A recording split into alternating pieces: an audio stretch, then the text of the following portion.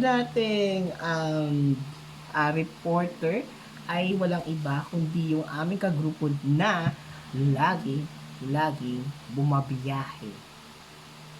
At special mention po, Chai, wag na lang, baka magalit sa akin. Anyway, hi Gray.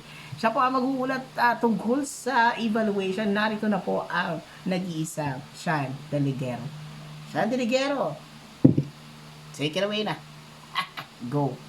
Thank you, Sir Mel. Ako nga pala si Sean Michael Delero at ang topic ko ngayon is evaluation.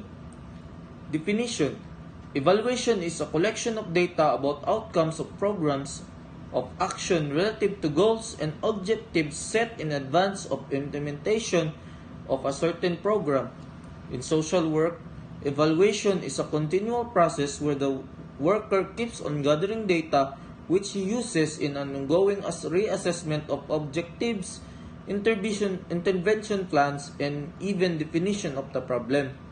So bakit mahalaga ang evaluation?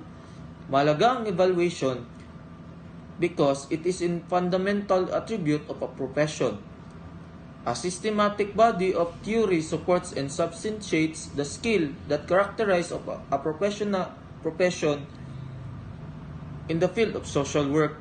It is substantial because social worker and social work agencies must answer for their work, not just the clients who are direct users, but to the public that supports them. Evaluation model. Evaluation in social work is done in two levels. First, on the level of direct practice with clients. This level involves many responsibilities, including maintaining immediate contact with the clients and connecting them with the services and resources they need. In particular, direct practice in social work involves an initial intake, conducting a client screening, determining the client's eligibility for various services and programs, and providing case management.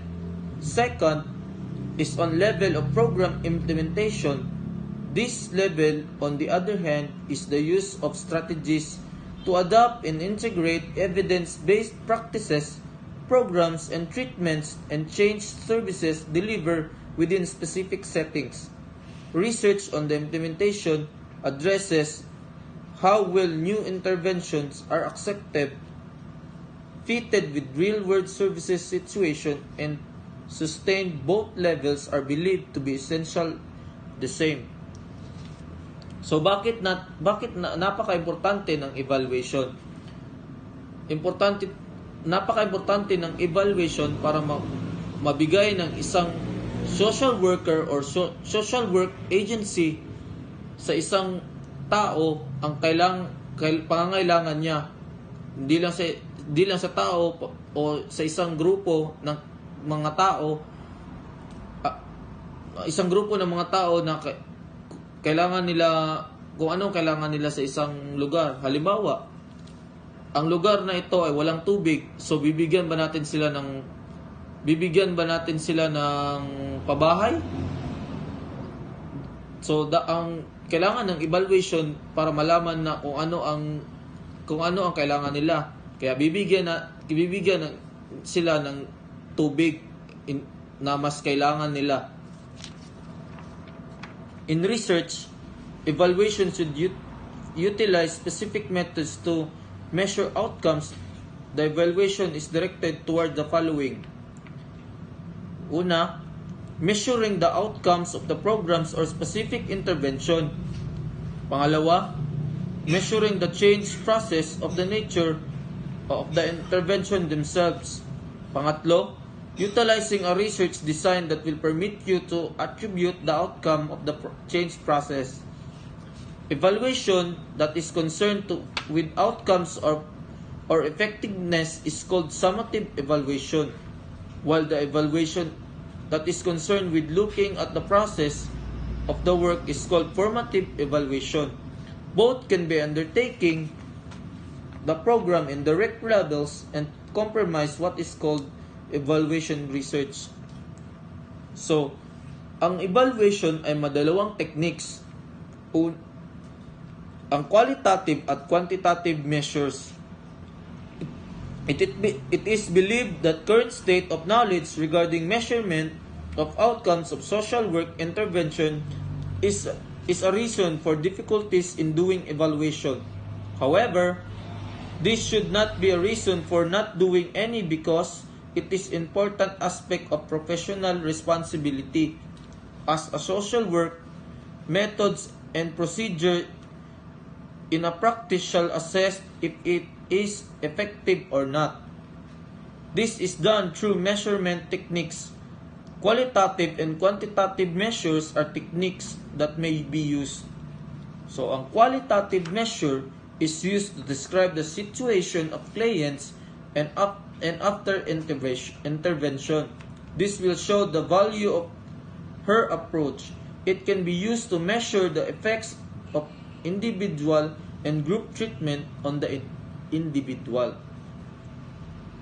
On the other hand, quantitative measure evaluates change efforts of social workers. Techniques for measuring group structures and process are also developed to be adapted for evaluation of changes in the group. To be able to do systematic evaluation of practice with an individual, group, or community, the following are needed, which we will call essentials for doing evaluation. 1. A clear definition of the goals and attained. 2. A clear definition of the intervention and change activities to be undertaken. 3. Documentation of activities undertaken to achieve the goals defined. These records tells the worker and the client about the discrepancy between the plans and implementation. Yun lang. Back to you, Sir Mel. Ay, sorry. Dahil na pala. Thank you so much, Shandy Ligero, for reporting about evaluation. So, evaluation is the part when collection of data is about the outcomes of a program related to goals and objectives set in advance of the implementation of the program. So meaning ito yung part na they are going to evaluate the issue, the problem, and the solution all together to see if there are like improvements and to see if needed pa ba ng backup and kailangan ba siyang i-terminate or something. So this is the part na sinabi ni nag-iisang Sean, bakit ako nabubulol? na ating Sean Deligero. Thank you so much.